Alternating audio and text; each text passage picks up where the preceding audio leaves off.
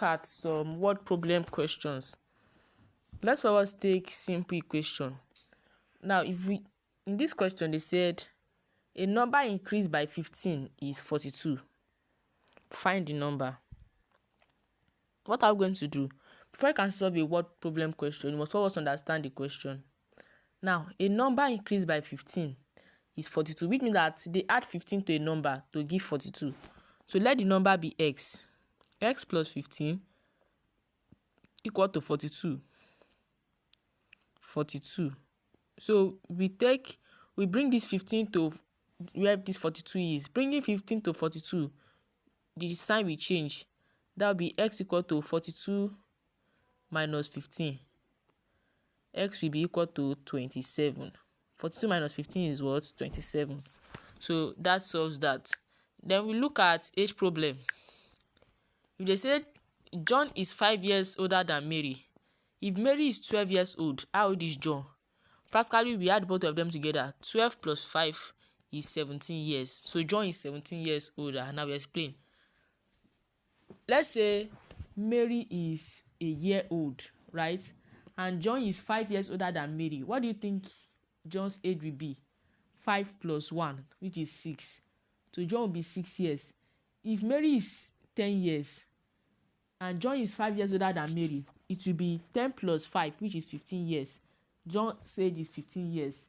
If it is 12 years, that will be 12 plus 5, it will be 17 years old. So John will practically be 17 years older than, 17 years old, and 5 years older than Mary. 5 years older than the age of Mary. So let's look at ratio. The ratio of boys to girls in a class is 3:5. So ratio 3:5, right?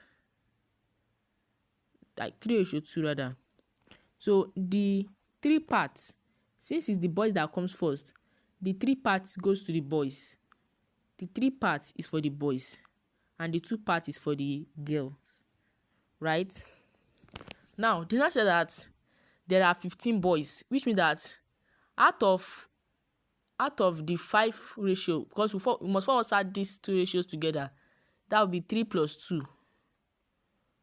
That will be 5. So out of 5 ratio, 3 of them contains 15 boys. They now ask us to find the remaining 2 ratio. What will now be the remaining 2 ratio?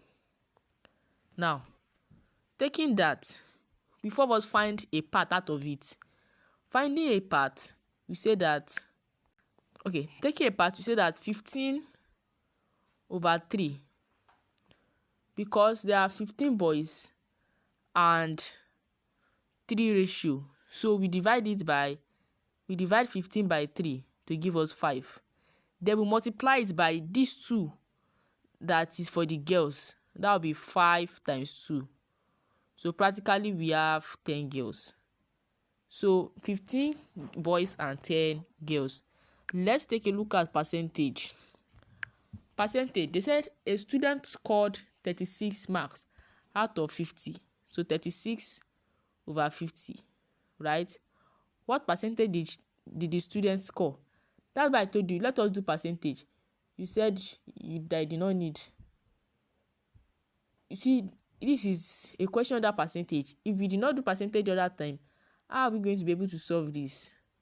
So there's some basic topics one needs to know in mathematics, even if they did not write it in your curriculum as for a JSS3 student. There's some basic topics we need to know before we can get to the advanced topics. So using the percentage principle I taught you, you multiply it by 100, right? So 50 year 1, then 100, that's 2. So 36 times 2 will give us 72%. Do you understand? 72%. Let's go to profit and loss. You want to find the profit. Now, let's first see the question. A trader bought a bag for 8,000 naira how much did she buy the bag? 8,000 naira, which is the cost price. 8,000 naira is the cost price. Then she sold it for 10,000 naira, which is the selling price. What is now the profit? If you want to find the profit, you minus how much she sold it minus how much she bought it. Take for instance,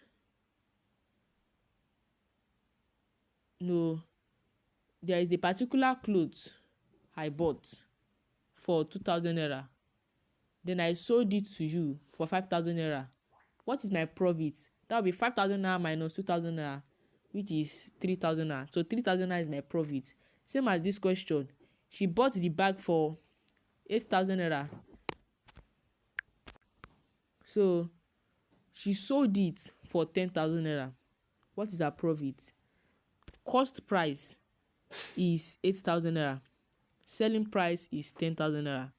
Her profit will now be, to find the profit, the formula is selling price minus cost price. That will be 10,000 naira minus 8,000. So that will give us 2,000 naira profit. So she gained 2,000 naira as a profit. If it was that the selling price is 8,000 naira and the cost price is 10,000 naira, that would be 8,000 naira minus 10,000. That would be minus 2,000 naira, which means that she lost 2,000 naira.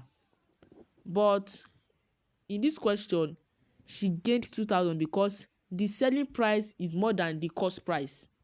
So that would be a gain on that part. Let's look at profit percentage. Now they say that a radio was bought for 20,000. Was bought for means cost price. So cost price is 20,000. And sold for 24,000. Selling price is 24,000. They now ask us to find the profit percentage. Profit percentage. Finding the profit percentage means that we are going to divide. We'll divide the cost price over the selling price multiplied by 100. Or we should first of all calculate the profit, then divide it by the cost price and multiply by 100. We can use the two. So let's find the profit. 24,000. I tell you that the formula for finding the profit is selling price minus cost price. Selling price is what? 24,000. Cost price is 20,000. That will be 25,000. 24,000 minus 20,000, which is 4,000 naira. Now ask us to find the profit percentage. We have gotten the profit. Finding the profit percentage. Profit percentage. The profit percentage equal to, the profit is 4,000. Cost price is 20,000. Multiplied by 100. That will be 0 cuts 1, 0 cuts another 0. That will be 4,000 over 200. 4,000 over 200. 0 cuts 0, 0 cuts 0. That will be 40 over 2 equal to 20%. So the profit percentage is 20%. Do you get that? Let's look at fraction. Alright, they say that a farmer has 60 oranges. He gives away 2 over 5 of the 60 oranges. How many oranges do these have left? It's very simple. We multiply 2 over 5 by 60 because he gives away 2 over 5 of it. So must multiply 2 over 5 by the 60. So 5 here 1, 5 over 60, that's 12. So 12 times 2 equals to 24 oranges. You get. So let's look at distance and speed. And before we go to distance and speed, in your JSS3 examination, especially in theories, you must give what they gave you, and you must state your question when you are solving your this thing. Take for instance, let's use this question as example. They said a car travels at 60 km/h. 60 km/h is the speed. So say speed of a car equal to 60 km/h for 3 hours. 3 hours is the time. That will be time equal to 3 hours. So you state it well. Find the distance traveled. Distance traveled equal to unknown. We take the formula distance equal to speed times time. When you start doing all those physics, you understand. Distance equal to speed times time. Just keep this formula. Distance equal to speed times time. That will be distance equal to what's our speed? 60 km/h multiplied by our time 3. That will be 60 times 3 is 180 km. The speed is the unit of speed is kilometer, so we leave it in kilometer. Do you understand? So let's look at time. Number 9, time. A car starts at 8:30 a.m. and ends at 10:15 a.m. How long does the car last? Now, when you say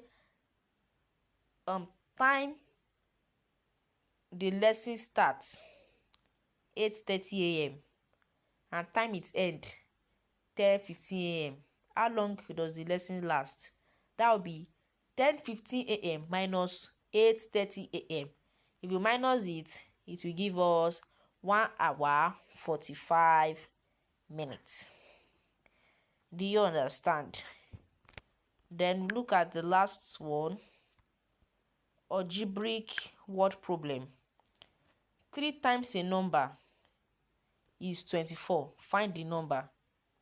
3 times a number is 24. Find the number. What they ask you for us do? Let the number be x. That will be x times 3. X times 3 equal to 24. Right? So that will be x equal to this multiplication will change to division. That will be 24/3. So x equal to 8.